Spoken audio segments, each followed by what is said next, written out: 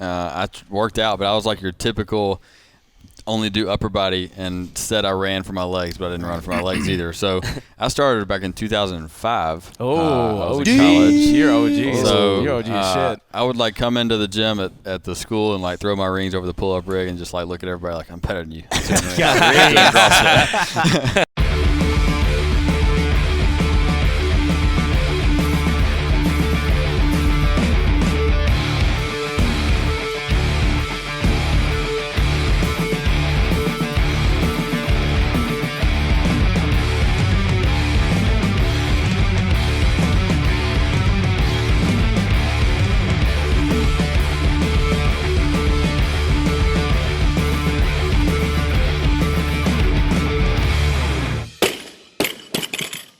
After the episode, head over to iTunes or the Apple Podcast app if you have an iPhone, or the Stitcher app if you have an Android device. Go ahead and subscribe and leave us a 5-star review. We really appreciate that. Enjoy.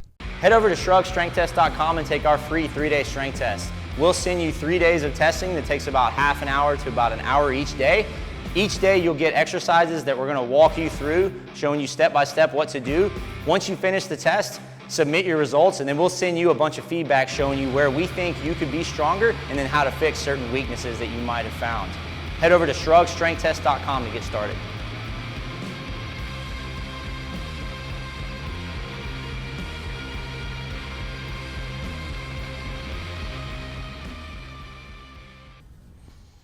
Tell your people.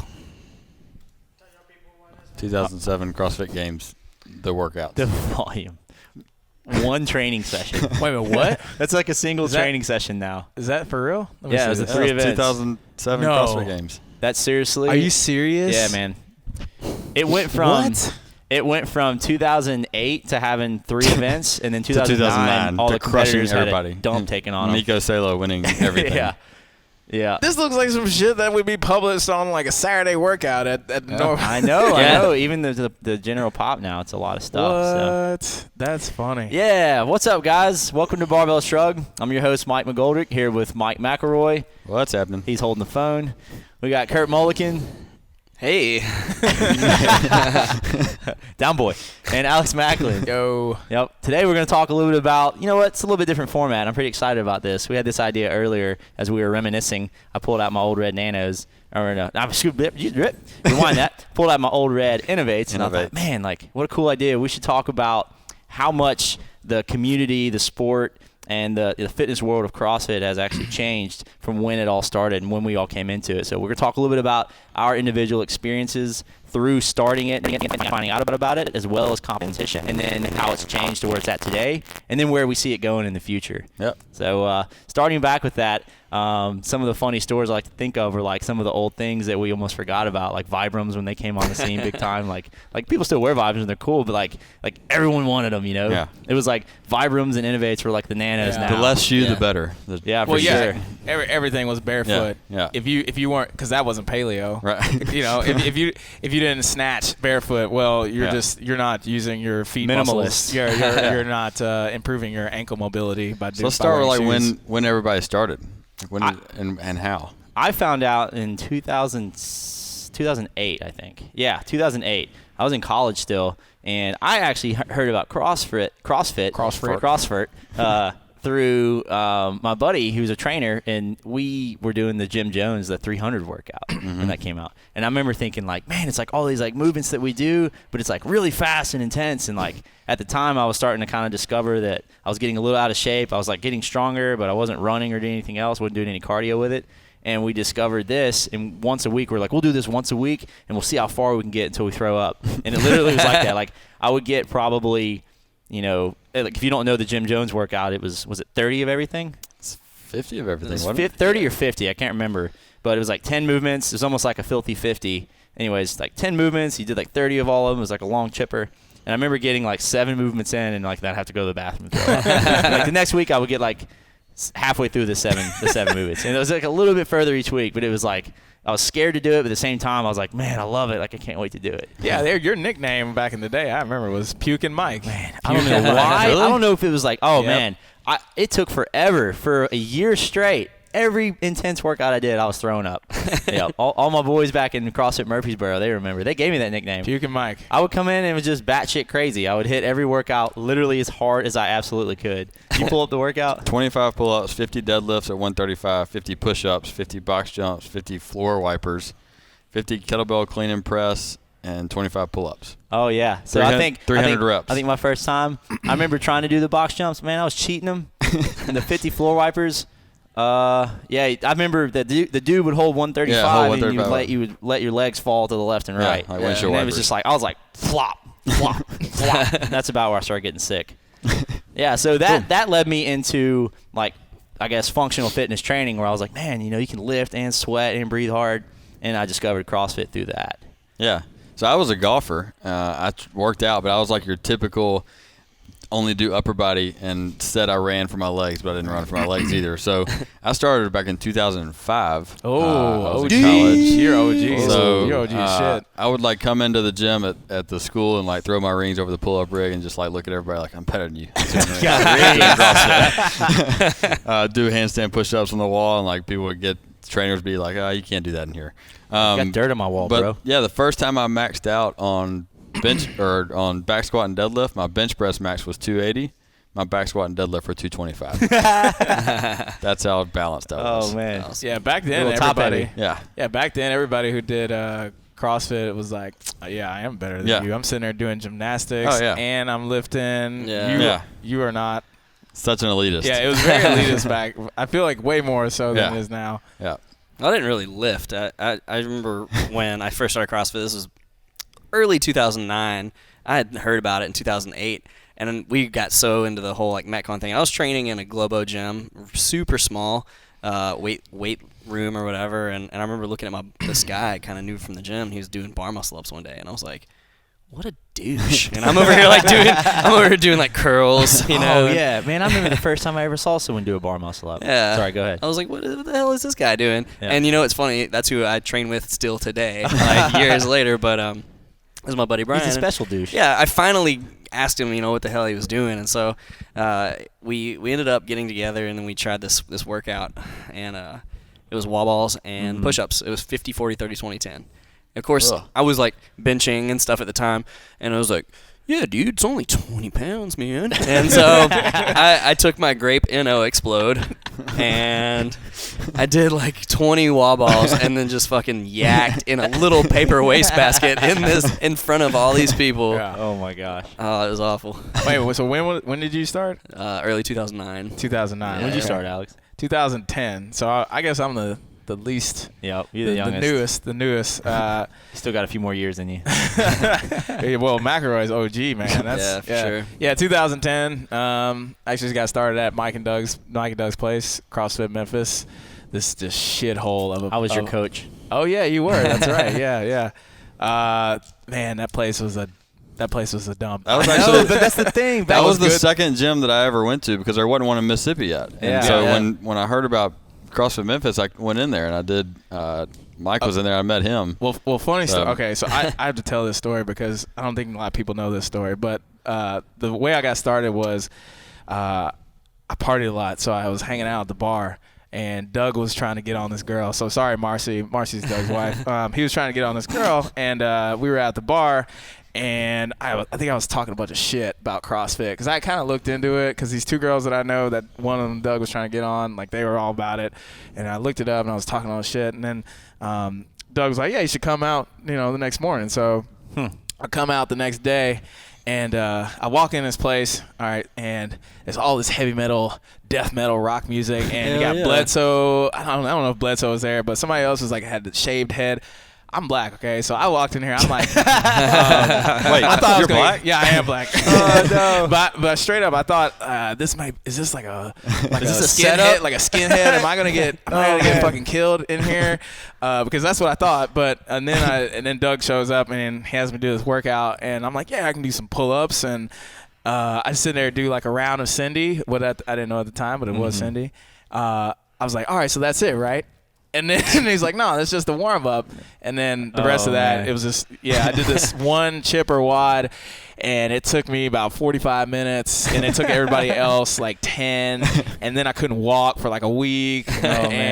But then I was like, all right, I'll do this. It sounds all right. I thought you were going to tell me something funny. You're at the bar with Doug. I'm like, there's only two options with that conversation. He either talked to you very intelligently or he kicked you in the face. Oh no, he was very intelligent, and he was like, yeah, come on in. He was very nice and professional, because when I walked in, and I was glad I saw Doug, because everybody else, I was like about to walk out the door. Yeah, well, back then nothing was nice and professional.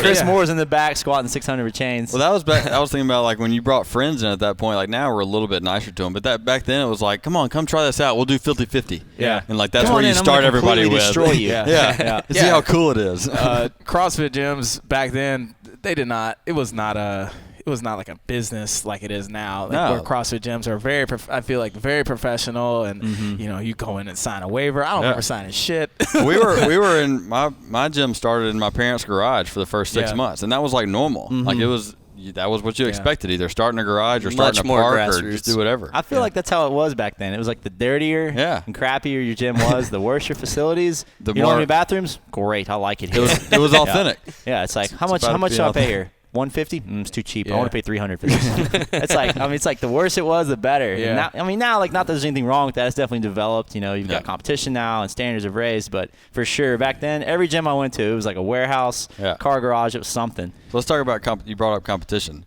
So the first ever CrossFit competition, which is what we had pulled up here, the workouts were the first one they repeat of it when you were at the games in 2000. When was that? 2013. So the whole CrossFit Games, first one, 2007, was first event, 1,000-meter row, then 5 rounds of 25 pull-ups, 7 push jerks, then trail run, which is approximately a 5K, and then that was day 1. And then day 2 was back squat. Yeah, the CrossFit total, back squat, press, and deadlift 1 rep max. That was it? And that was it. So it's 3 events over 2 days? Yep. Oh, man. And so the top time for event 1 for that 1,000-meter row, which they pulled out of the hopper, if you remember. Yeah. They had that hopper machine. They just had movements in there, and they twisted the hopper and pulled out movement. So they didn't know what they were going to do. And the top time was like 13:07. I think we just looked it up. And then the top time 3 years ago was like 8 or something. 5 minutes faster. That's insane. I think you're right. And you said I think every single competitor beat the top time of that year. It was pretty close, at least. Yeah, that's insane.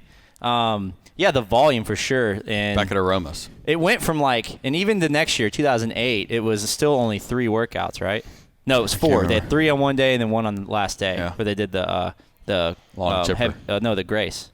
Oh, yeah. Sorry, that was 2009 with the long chipper. Yeah, with a squat clean. Yeah. But still, so 4 events over 2 days, and then when it got real was from 2008 to 2009. Shit got real. And everyone was blown away. That's like the year they talk about, like the death volume. year. It's like the volume. That and this past year are the 2 times they talk about drastically changing. In 2009, I think they had I want to say 5 events on the first day, and there were 3 on the second.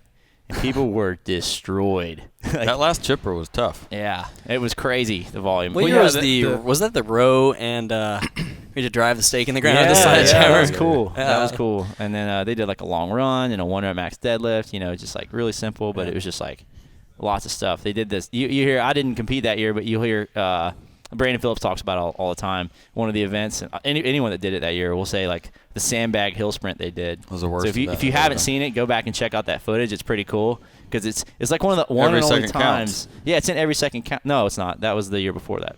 Yeah, 2008. It's 2009. Oh, where they got the sandbag and they had to sprint up the hill, and it was 2 minutes. It was maybe a minute and a half, 2 minute long. Yeah. And everyone to this day will say that was one of the hardest events they've ever done, mainly because it was a true all-out, just completely get wiped test. You got a sandbag and you just ran up the hill as hard as you could, and people at the end of it were like, there was no limiter or anything like that. Yeah. So they all say it was the worst one. Is that the one that Miko Salo, he won that one? Yeah, that's the year Miko won. Yeah. So our first, that's kind of where it wasn't your first competition, but it was my first competition, is where we first met, and that's where we ran into somebody kind of familiar now, Rich Froning. He was there. And just that was back when they didn't have the open. They had sectionals, so that was our first qualifier for regionals. And you had what? No, go ahead. So you had the sectionals. So everybody just paid to go to this first event, and everybody's sectionals were different. So CrossFit didn't standardize the qualifying process, so everybody's workouts were different. And I remember ours was just like outside in the soccer field. In the last event, we're doing 95-pound snatches, and the bar's like this far off the ground It's like because landing the in mud. plates are so far deep into the ground. What's Yeah. interesting, you said that you paid to go there. You Yeah. didn't have to do. You Oh, didn't have yeah. to qualify. Yeah. You No, just you paid. just paid. You just Yeah, paid you just money. signed You're up. like, hey, I'm gonna do this. Do this workout. I still regret not paying to go to the games in 2007 Oh, because I could have man. always said That's I've awesome. been to the CrossFit Games. Yeah. And now only you in can say 08 that. it was open entry too. Yeah. 2009 is when they had the first regional. Yeah. And that was before sectional. So in 2009 they had the first regional. You just basically picked where you lived and you went to it. And I remember I went to Ohio, and it was actually at Rogue's headquarters, and they had the events there. And I remember like Graham Holmberg was there. Like there were a bunch. What year was that? 2009. Yeah, it was the first year they had qualifying. 2010 is the year with sectionals. Cool. Sorry, go over your story. I was Anyways, just thinking. my competition experience with that was absolutely terrible. It was the first time I ever competed. I only been CrossFitting for like 4 or 5 months before that. I just graduated college, and this was like I was like done, and I was like, cool, I'm gonna go do this CrossFit thing now. And I'm gonna go to the games. I'm going. I couldn't do double unders yet, but I'm going. Luckily, they didn't have double unders. Anyways, I think my first night before the night before the competition, I didn't sleep. I slept like, all right, maybe I slept 12 minutes. In the hotel, I couldn't fall asleep. There was like a basketball team having like a party next to me. So what do you do when you can't sleep? You drink half a bottle of NyQuil. Just try and get to sleep. When the NyQuil doesn't work, you're screwed. Next morning, I do the first workout, and I got so sick. They had to like ask me, "Sir, we have to bring the next heat out. You have to move." And I was just like, "You can walk. You can start without me. I'm not moving." Like I was just destroyed. It was a terrible experience, but it was almost necessary. Well, let's talk about the training differences from back then. I feel like now, or at least back then, training was not as sophisticated as it is now. Now, you've got all these people in the field that they have come up. Everybody's all these got programs. good techniques. Yeah. Technique is something that's way better now than when I first started CrossFit. I mean, just bringing up that competition, that was when Drew Shamlin came in second at that sectionals. Yeah. Or second or third.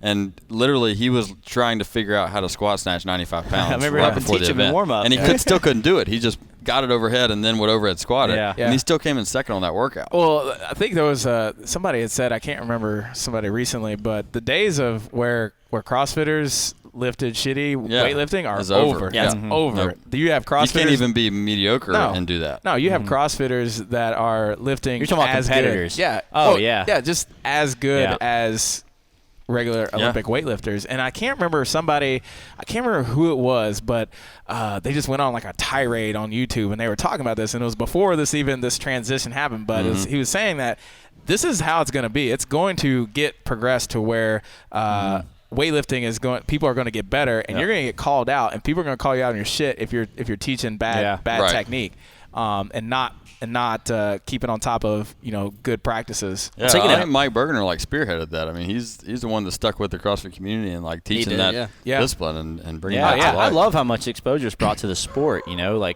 sport of weightlifting. I don't know numbers or anything, but I know now that more people do that. Like, look at the American Open this last year. How packed it was. People there. It's crazy. Yeah. Over 1,000. So many Had to people bump love all the the sport totals. now. Yeah, mostly people from CrossFit were at the American Open, and there was almost over 1,000. USAW's membership tripled in the past few years, legitimately. So, but even before the whole weightlifting thing, like the snatch, clean, and jerk, when I started, I mean, nobody gave much of a shit about either one of those.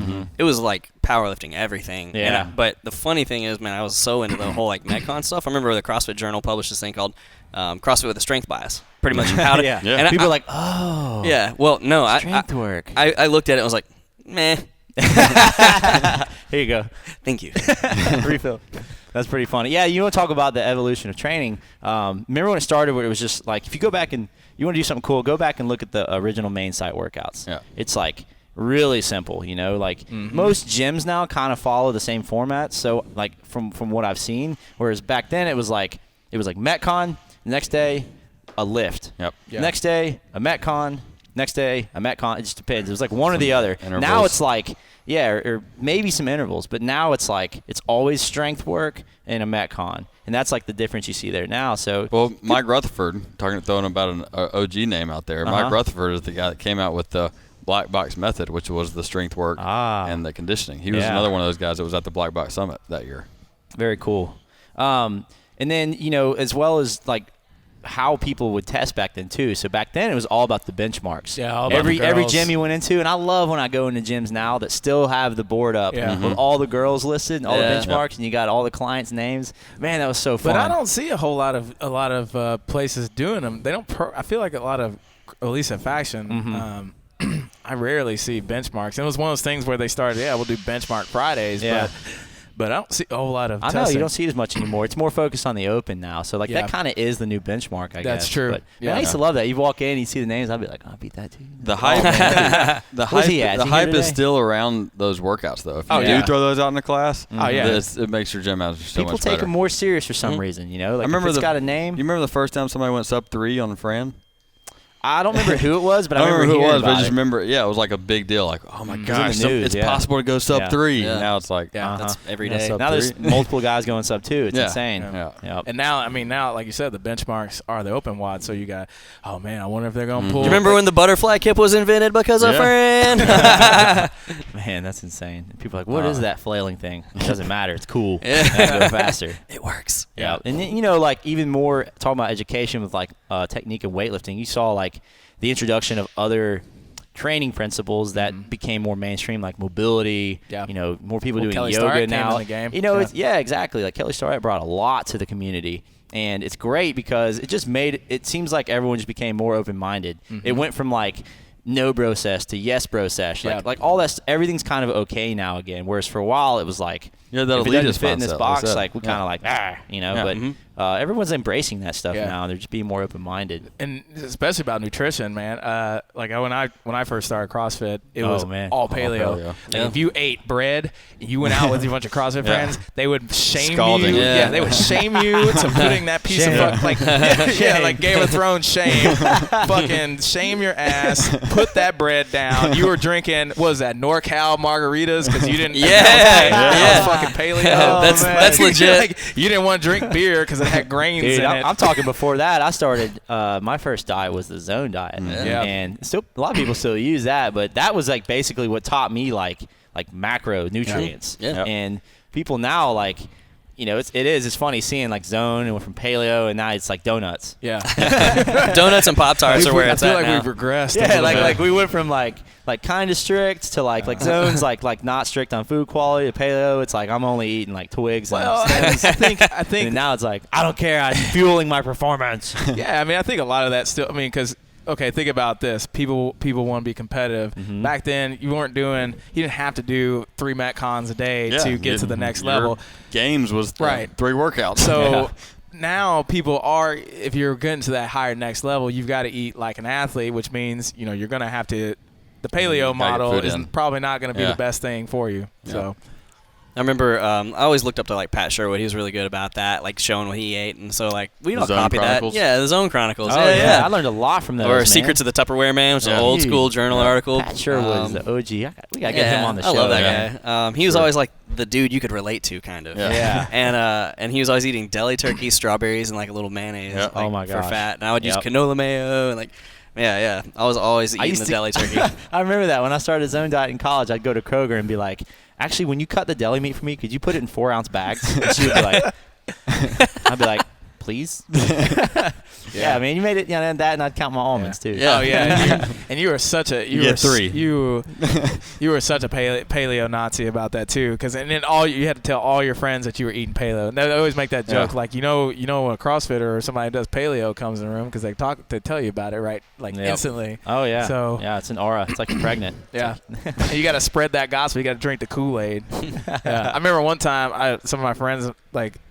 Now it's more mainstream. People, okay. Like some of my friends who were talking shit back in the day for me doing CrossFit, now doing CrossFit. And I remember they were talking so much shit. I put this little picture on Facebook of the Kool-Aid man, and it was like CrossFit. Oh yeah, Yep. So funny. drinking that Kool-Aid. Yeah. I think talking about kind of getting away from the benchmarks and getting away from what CrossFit was and being a little bit more open-minded. And maybe this is just me, but I feel like there's going to be a little bit of a movement back to those basics. I think Pat Sherwood is doing a little bit of a push towards this too to bring him up again. But like I've been reading through the old CrossFit Journal articles from like 2001. Yeah. And like the What Is Fitness article, the What Is CrossFit article, and those things are solid. They got some still really killer. good principles in there, some really good just basic training principles. Like I said, I was looking through the other day and it was talking about a muscle up and it was saying you should have 15 strict pull-ups and strict ring dips before you even try a muscle up. Yeah. Like who does that anymore? And I know, yeah. And I love too how Mastering the basics. Yeah, I love too how CrossFit has garnered, like, ushered in this like strength revolution. Like it's you got to be strong. You want to be strong. You know, being strong is cool. Yep. And especially for, you know, we talked about this earlier, but especially for women now. Yeah. You know, women.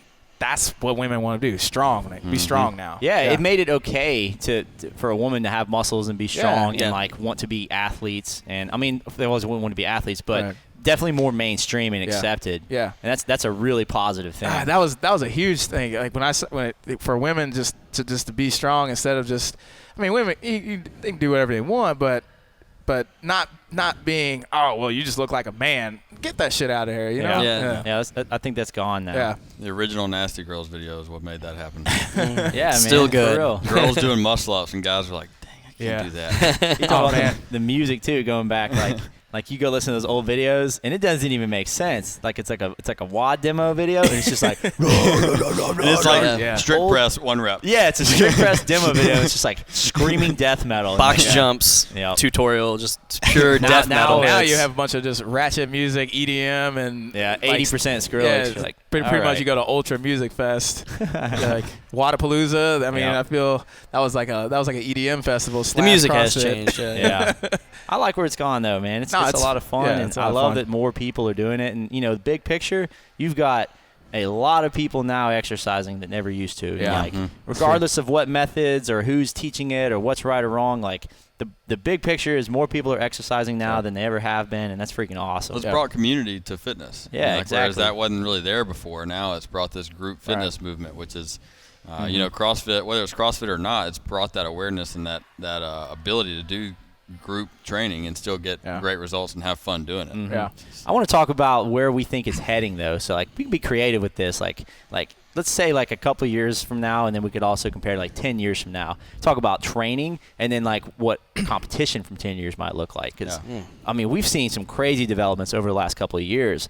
Looking at the numbers from the 2009 games, the best snatch was, like, 245, I think. Yeah, something like that. I Like, don't even know if it was that what? much. That's Yeah. like the average to go to regionals now. Almost. Oh, that's below average. Yeah, so it's crazy. So, like, where's it going to be in 10 years from now? You're going to have everyone that's at the games going to be a nationally ranked lifter? Like, probably pretty close. Yeah. I mean, from looking at the trends, I mean, I'm not I'm always like a kind of a data person. So looking at the trends, the weights are getting heavier. The weights are getting heavier. Look at the last open, 16.5, or I mean 16.4. It was a 225-pound deadlift for 55 reps.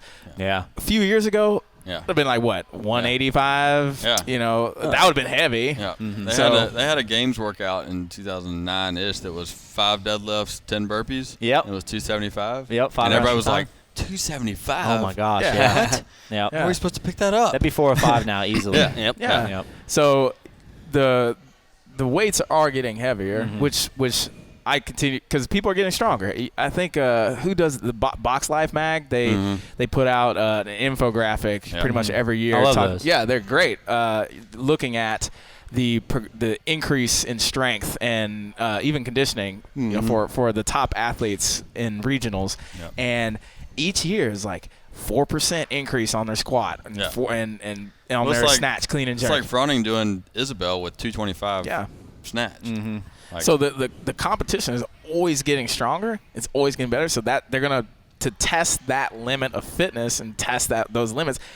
It's just gonna get harder and stronger and and heavier. the crazy thing is that, and I don't think there's enough publicity on it, but the teams that are doing it now, you know, have the team division. Oh, some man. Of some of those kids, got boys and girls, are just they're already snatching those kind of weights Yeah. and cleaning Oh, those yeah. weights. They're 16 years what was old, the, what and was they the have an team's engine. name that was went head-to-head against the Masters athlete, Sean Ramirez? Nick Palomino. Yeah, man, that dude was a beast. Yeah. Holy crap. Yeah. Huge stud. Yeah. And so think about it this way, man. Every time our friends have kids or something like that, you see these kids like these babies. They're in the gym. Yeah. Imagine growing up and like witnessing like legit awesome fitness and just where they're gonna be. Yeah, I mean, like we have a plastic barbell for my 2.5-year-old Yeah. son. Like, It's so cool. and that's normal for CrossFit people. Yeah. They have those in the gym. Well, like not even talking about the future of CrossFit, but from the future of weightlifting, I think from All strength U.S. sports. American weightlifting, I think CrossFit is going to be huge. You have way more kids getting exposed, and CrossFit, especially if they're doing CrossFit, a lot of it's just GPP. So that's important for a young athlete to just do that, and then they start getting into more specialized stuff. So I think weightlifting is going to be huge in the future. It gives us a bigger pool to choose from, whereas before nobody knew what weightlifting was. So I'd say people with genetics built for it may have not even ever tried it. I wouldn't be surprised So they if missed it. Yeah, I wouldn't be surprised if weightlifting in the future becomes a mainstream, like something you see on TV, like High school sport. Yeah, or a high school sport. Like it's just something that is grown so big, or even CrossFit maybe that has grown so big now that it is. People are doing a it. high school sport. Yeah. That'd be awesome. any and all strength sports. I mean, I think that's one of the beauties of CrossFit is you come in and you maybe find this avenue that you love and you chase it, even though your core isn't CrossFit. Well, I mean, look at grid. I like, it brought up, more fitness sports like grid. I like too the idea that maybe you see for me, like my idea of a future of this would be to see more functional stuff like that, or when I say functional, I mean like more sports, gymnastics, things like that involved in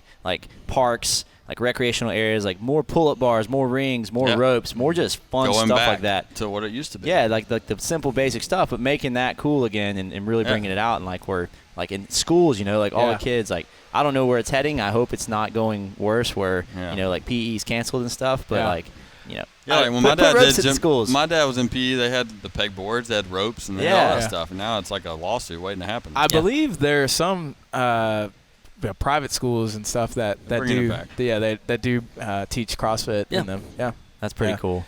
Yeah. Where do you see competition going? Let's say 10 years from now, what's something crazy that you can imagine that you might see?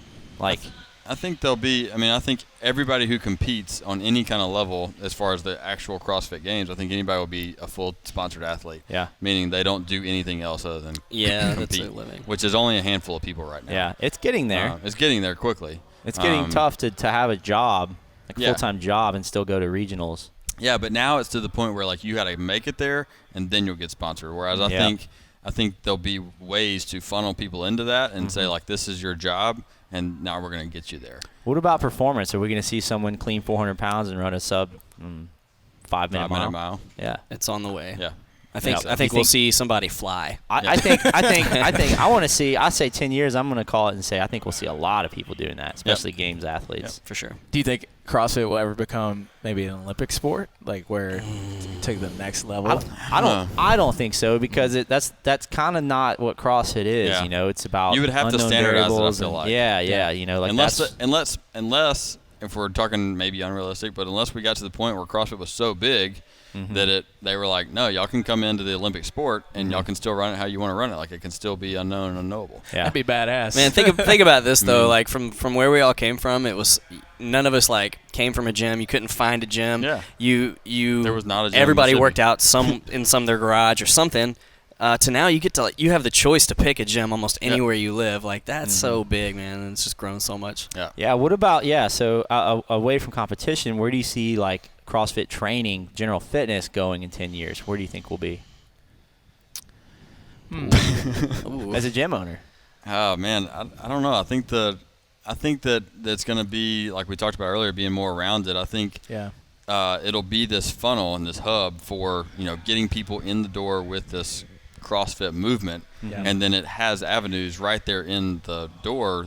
Whether you want to do weightlifting, whether you want to do Ironman training, whether you want to do strongman training, it's one big facility that has all this stuff. Also, I think a unique thing that's brought into, which is kind of going that different route though, is trainers, raising the level of trainers and partnering with PTs and chiros and doctors and things like that. That wasn't common before. Yeah. So now we have this one big facility, which is kind of my dream vision of this one huge facility that trains all these different sports, including CrossFit. And we have a chiro on staff, and we have a PT on staff, and a doctor on staff, and all these things that just raises the level of health all around. One thing I think that's going to be interesting to see, and you remember that what is that? We would go into the thing in Auburn where you kind of went back and forth with. I got into an argument. Yeah, you went back and forth. Well, it was an argument. We can't bring that up. Yeah. So what McElroy, he was I can't remember exactly, but basically they were teaching what's in the textbook right now. What is the accepted theories when it comes to energy system training? Yep. And I think in 10 years, a lot of that will possibly be rewritten because the research always lags behind what's actually being put into place and what people are seeing now. It's just not a whole lot of research that's going on with what the CrossFit style training, energy system training that is being implemented right now by experts whose opinion matters, but it's not backed up by a large pool of data and sample sizes. So I think in 10 years, we're going to have a whole new perspective on how to train and energy systems, and that you can train an aerobic energy system maybe and get really fucking strong at the same time. I think that's one of the biggest things that CrossFit brought into it is this different way of training energy systems. Yeah. And not only is it still relatively new as far as scientific studies and stuff, but it's really hard to test too. Because if you're testing somebody with a EKG or something on a bike, you're hooked up to a bunch of stuff. Yeah. You can't. It's hard to do that with box jumps. It's very controlled, right? Yeah, it's hard to do that with, and you got random movement. So one test with thrusters and box jumps may be different than burpees and pull-ups, or so it's just hard to test. So I think over the next 10 years we'll get better at testing those things. Yeah, because there's so much creativity that goes on with endless. CrossFit programming. Yeah, it can be hard, but I think that people will start paying more attention, and it will start getting studied. And I think the strength and conditioning community when you start will winning learn. American Opens, Yeah. you have to start paying attention. Yeah, to it. exactly. Yeah, when you have CrossFitters who are winning and going to international competitions. Yeah, You got to start paying attention. yeah. Interesting. Cool. Good points, guys. Anything else you want to add? We talked about where we came from with the sport and So when we were competing in that first sectionals, Drew Shamlin, I mentioned him earlier. This is how it didn't matter what you were doing. His shoe fell off in the first event. Oh, It yeah, he didn't was wearing matter. pants, too. He was wearing pants, and his pants ripped doing wall balls. It was just, it was so Now, old school that it didn't matter. Drew is still good. Oh, he's incredible. He's really good. He's incredible. He won an open workout one year, Yeah. or I think second or something. Yeah. No, he's really good, but that's like people just didn't care. Like he was just that guy that just got out there and just did it and beat everybody. Yeah. And it didn't look like you didn't do this big, long, elaborate warm up. You didn't have all this equipment. You didn't have. Oh, he got off work. You weren't covered in Yeah, rock you just tape. went and did it. Yeah, no voodoo bands, nothing. Well, it's just the sophistication. Yeah. Back then, it was underground. It was raw. It was dirty. Like the dirty you can get, and the more hardcore you can be. That was badass. But now because it's becoming more mainstream, and now athletic performance, and you get paid. What was the purse on the CrossFit Games this past year? What was what the winner get? 250. I don't know what the purse was, but the first prize is $250,000. Yeah, $250,000. When what was the first? 2010. It was like what? 2010 was $25,000. 2007. No, sorry, 2011. 2007. It was a $100 bill that Glassman It gave. was 500 in 08. I think. Ah. Cash money. So now it's becoming almost a professional sport. Yeah. So now you have to be professional. You have to your methods have to be Everything matters. Everything matters. You have to get that little edge. I once broke my toe doing toes to bar on a Smith machine. What's up? No way. Yeah, I put it on the tallest one because there was only one pull-up bar where I started, and then there was a Smith machine. I put it on the top hook. I'm like, I'm 5'4". Screw it. My second toe's like, oh, and it's because I was wearing 5 fingers. Oh, gee.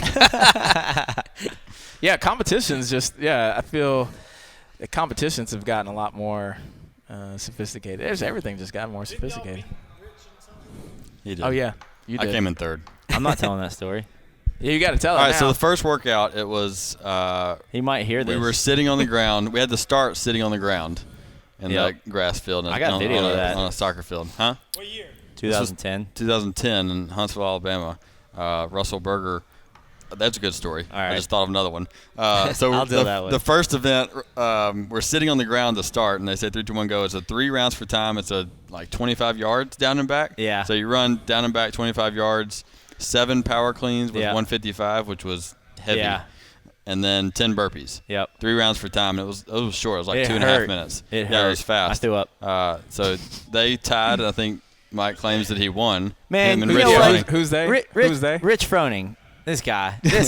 He won the event, but I don't remember him beating me in it. I tried to dispute. They didn't know what I was talking about. I came in third on that event, so I was behind both of them. But and then later on, we're about to do 5 rounds for time, run 400 meters, 25 pull-ups. Oh man, yeah, the Russell Berger, the guy who was running the competition, he jumps up to demo a pull-up. Who is like 145 pounds. Yeah, he's a little dude, freak athlete. He was Yeah. like back then. He was like games athlete. Yeah. He He got still a bypass sectionals. Yeah, we'll get to that too. So, anyways, he jumps up to demo a pull-up on the bar, and the welds break, and the bar just falls off. It wasn't Falls on welds. his It was back. 4x4s. Well, it was like metal. Yeah. Anyways, yeah. Screwed He in. jumps. He full commitment jumps. And he's like, "You're gonna start like this." Whoa, boom.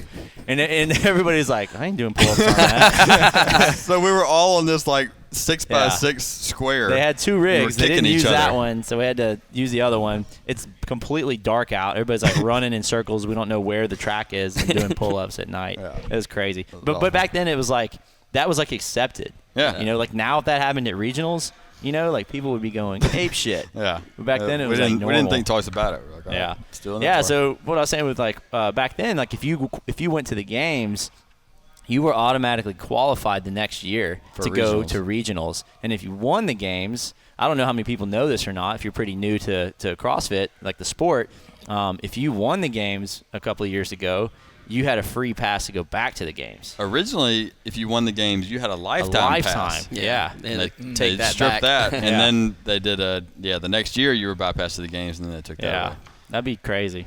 I can't imagine. Can't imagine like going like in 2007 or something or 8 and being like, oh, I want to redeem my. I'm gonna go my back this lifetime year. pass Actually, you now. know what? I took a few years off. I think I'm good now. And you got to keep up. I want to redeem my pass, my Yeah. golden ticket. Yeah, that's funny. It's crazy how much has changed, and it's been fun, and it's been a cool ride. I can't wait to see where it goes. Still, going back and looking at that Every Second Counts video and watching how they did that games, that was one of the coolest endings still, I think, because of how they did it, where every yeah. event was timed. So the last event was Grace squat cleans with 155, so 30 clean and jerks with 155.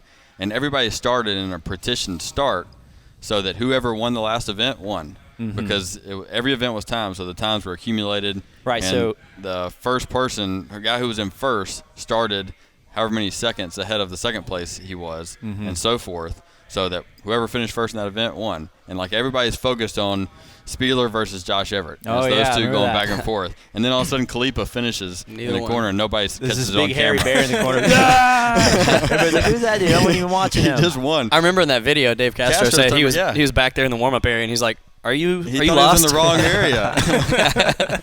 That's funny. That's funny. Yeah. Now Khalipa's like, Yeah, he's, That's cool. That's cool, you know, because he's impressive. impressive Yeah. because he won so many years ago, and he's continued to stay at the top. Yeah. You know, Unbelievable. almost every year since. Yeah. That's Unbelievable. impressive. yep. Very cool. cool. Anything else you guys Go want watch to that add? video. It was a fun trip down memory lane Yeah. for sure. Yeah. Cool. We're All old. right. Well, thanks for coming along. Thanks for listening, guys.